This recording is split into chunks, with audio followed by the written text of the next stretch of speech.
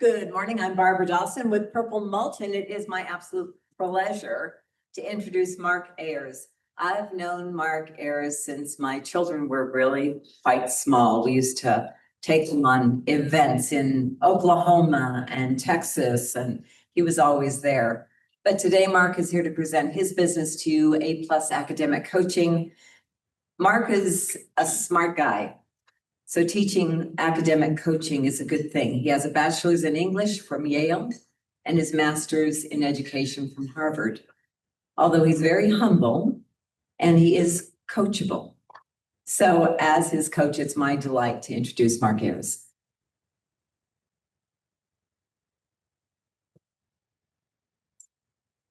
More power to you.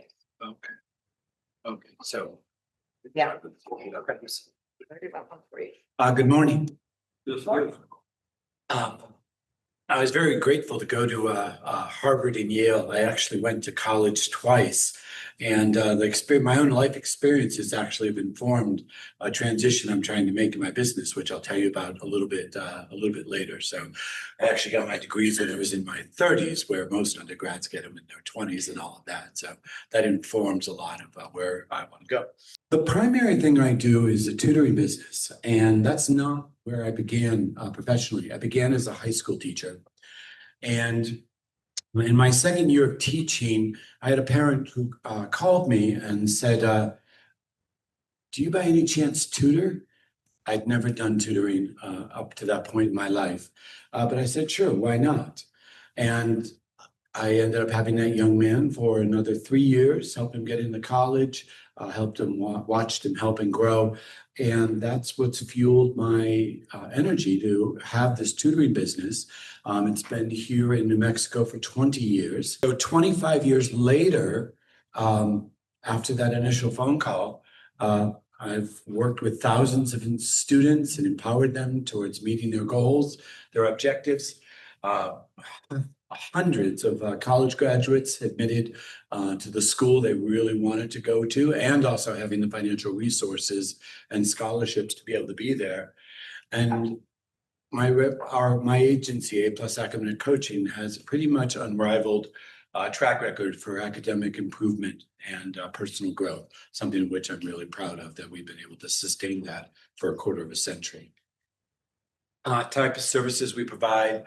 We do academic coaching for kids from kindergarten level up through college. We do a lot of ACT, PSAT, and SAT prep, coaching for college success, both getting to the college you want to get to. And tomorrow, I'm taking a young man who graduated, who I've mentored, and we're going to Bandelier for the day. And we're going to talk about what do you do to be successful once you get there? And so he's going to walk in with a plan and a foundation for when he already arrives. And I do a lot of work around career and internship advisement, even including things like law school and medical school, in terms of helping people study for their exams and prepare their writing. All of that's great. And it's been very fulfilling. But again, I've also been doing a lot of this for 25 years. And so for me, I'm trying to make a transition in the business. Desire to pivot, switch direction. I had to go way back in the vaults to find this, but I wanted to be clear about how bad I want this shift to be. So that is Norm Dawson, and you can see he's and then definitively running in the other direction. So, and he still has the poofy-eyed, anyways. So the key there is the idea of shift, and that's why I'm here today. I want to move beyond just helping students academically. And I've been doing a lot of that, but I really want it to be the full-time work that I do. And there's only so much ACT, SAT, PSAT that you can do and have it still be fresh and exciting. And so what I've done is a year ago, I became a certified life coach. And I work primarily these days with high schoolers and college students. And the type of work that I'm doing with them goes beyond just the academic. Usually they're coming with some kind of block or some type of obstacle that's getting in the way. And so I work with them to be able to move forward from that. Short version is academic and life coaching. The combination really, really jazzes me. involves mentoring, supporting, and really transforming. I'm going to tell you a story in just a second. Every detail is true. And what I've learned is that working with these individual students is really about transforming. And the way I look at it is every person that I get to help improves the world one person at a time. And I don't have any trouble waking up and being excited about the day. The story I was going to tell you is about a young man. His real name is not Nico, but we're going to call him Nico today. I met Nico after he had been expelled from a high school in Rio Rancho because he got involved in some physical violence. So he came to a high school in Albuquerque, and he was suspended for making verbal threats. His grandmother called me and said, "Can you help with this situation?" And I didn't know because I hadn't met Nico, but I said, "Let's give it a try." So I've been working with Nico for 2 months, and in the 2 months, we built this incredible connection. I got him enrolled in an online high school program, and after 2 months, he's already completed 9 of the 21 credits that are required for graduation. So he also is learning to read and write. He reads basically at about a 6th grade level. Every time we get together, we're reading The Outsiders, which is a book he really enjoys. He gets to do some writing about that and other aspects of his life. Most significantly, I really felt that like if Nico had something positive in his life, maybe the direction might change. So I worked with him, and this summer he's working as a counselor here in a summer program in Albuquerque, working with youth, and they love him over there. He does a great job with the kids. He loves basketball. He's a basketball coach over in the program. I can't guarantee that the kid has completely changed direction and all that, but I'm pretty optimistic about the direction that he's headed in today. Why come to a Million Cups? Well, I have 2 questions that I'm hoping you will help me with today. So one is, I really want to expand the word about the type of work that we do. And so I'm trying to figure out ways without a major financial, and I've also approaching retirement, so I'm trying to be careful with resources and all that. So I'm trying to find ways that I can help spread the word about the combined academic and life coaching. Probably going to change the name here at some point. So far, I haven't been able to come up with something around all of that. But so if you have any ideas in terms of strategies or ideas that might be helpful, I would love to hear those. And secondly, as I'm trying to make this transition, I'm finding that it's really helpful to have support because I'm moving from what I traditionally do to something that some people do, but it's not as common. So what I really want to do is I want to build my community of support as I do this growth. And so if you have any introductions or contacts that would be helpful in terms of increasing what I would consider my network of support as I go through this, individuals who work with youth, groups, community organizations, that would be deeply, deeply appreciated. So those are the 2 questions I'm bringing you today. And my contact information is there. And thank you for listening and being here today.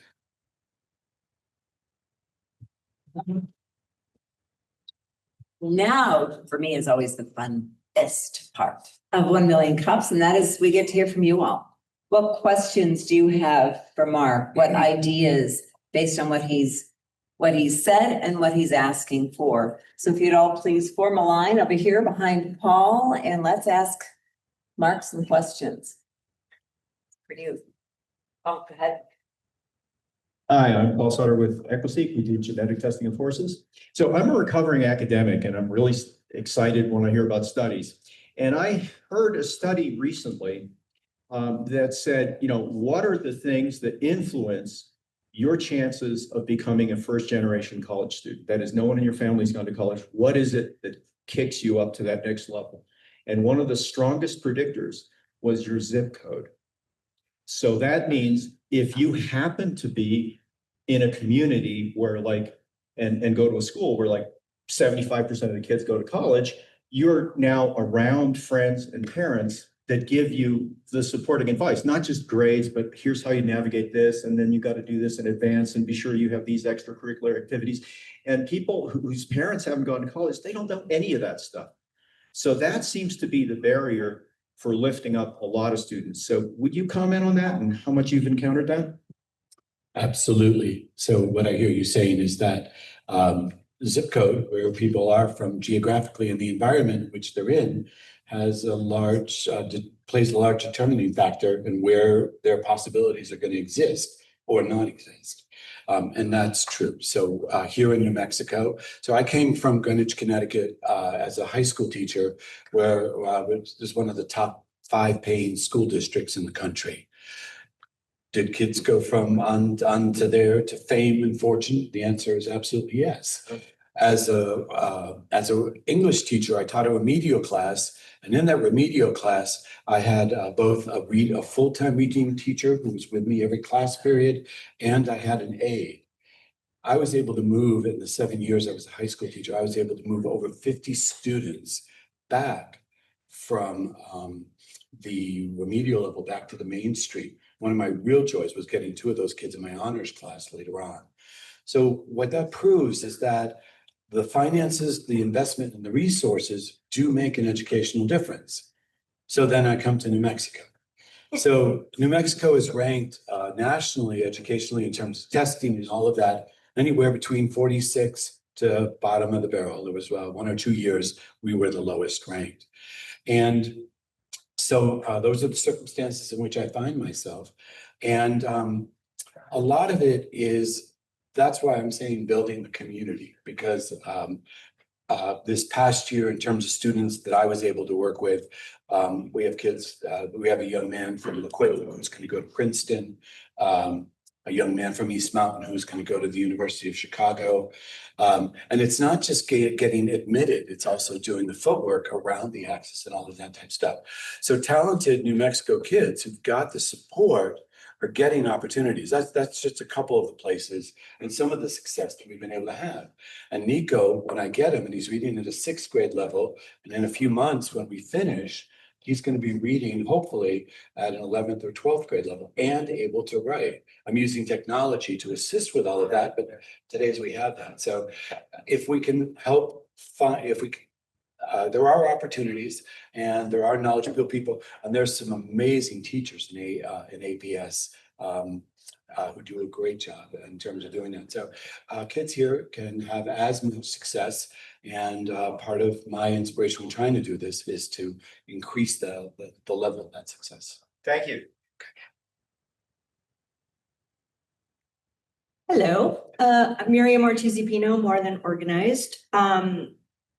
2 questions, because I don't know which answer to give yet. Who's your ideal client? You've talked a lot about bringing some remedial students up to the mainstream, and you've talked about wanting to help disadvantaged kids, but you've also obviously helped a lot of kids get into law school and medical school and stuff. Who's your ideal client? So at this point, my answer would be students who are in 9th grade and higher and working with college. The reason I say that, it's not that I can't work with younger students, but in terms of trying to change internalized beliefs, because that's what a lot of it is they have voices inside of themselves that say, I'm never going to be this good, I can't do this, and that type of stuff. So once they get to be in about 9th grade, they have the emotional intelligence and the maturity to probably sit down and move forward and face some of that stuff and overcome what they need to overcome. Cool. So in terms of finding clients, you already have some clients. So first I would let them all know that you're making this pivot.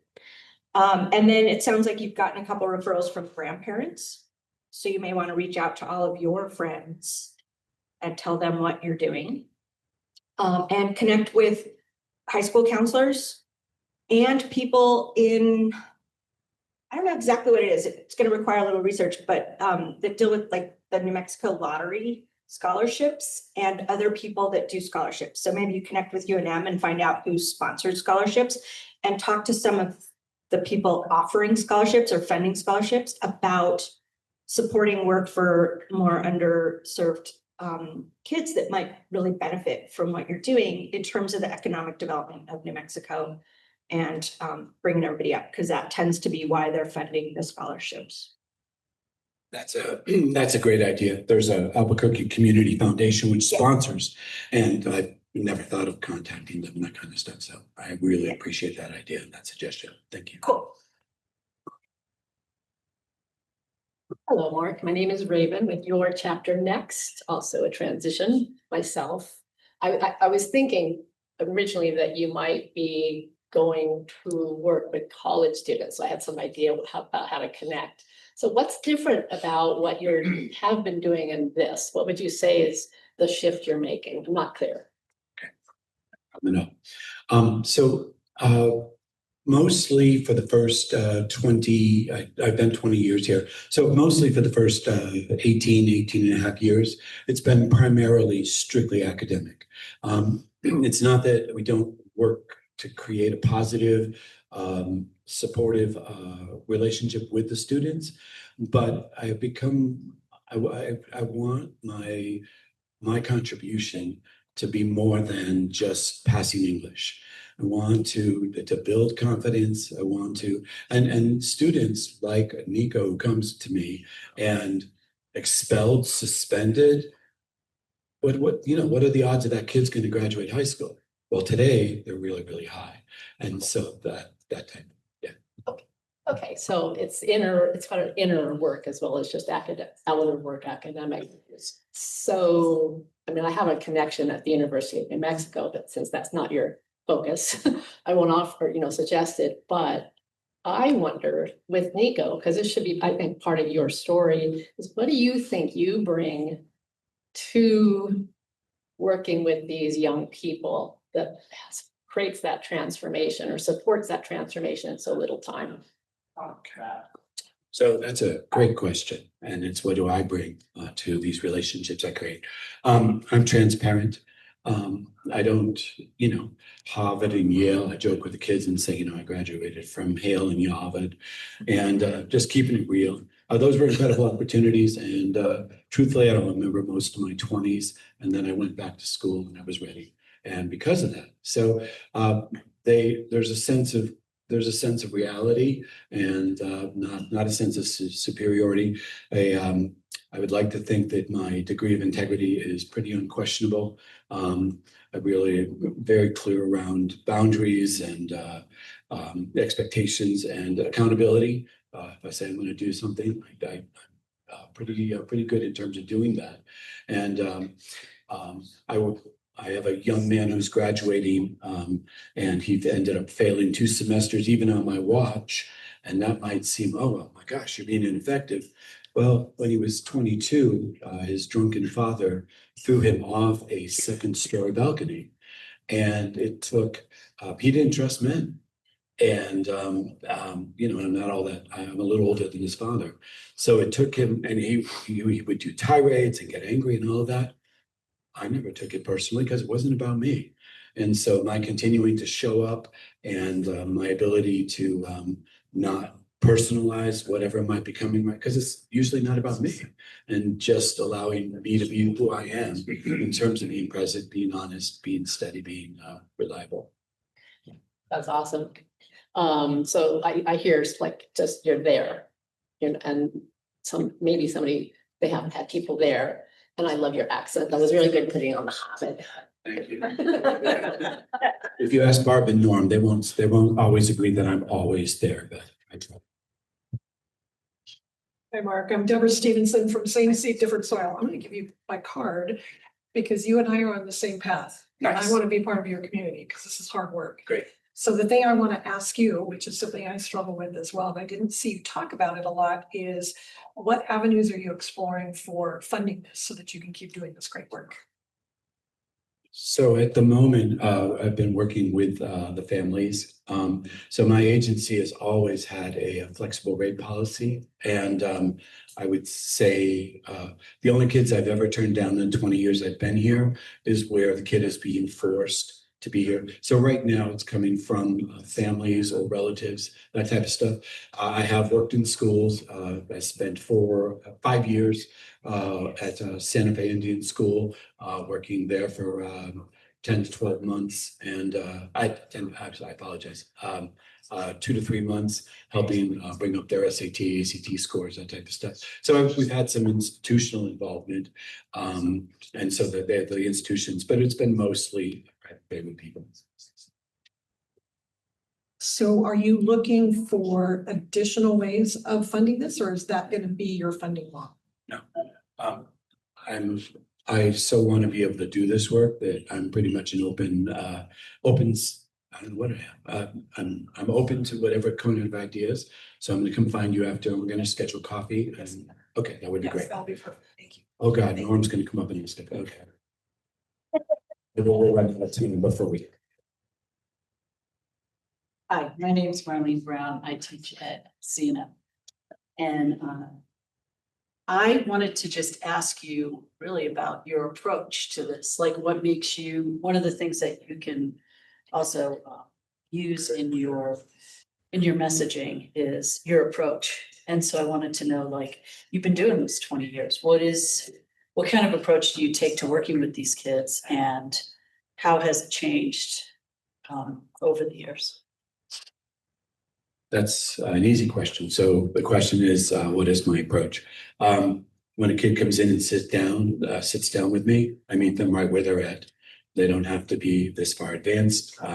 Wherever they walk in and wherever they're at, whatever they need help with, that's where we're going to start. And once they realize that, and I'm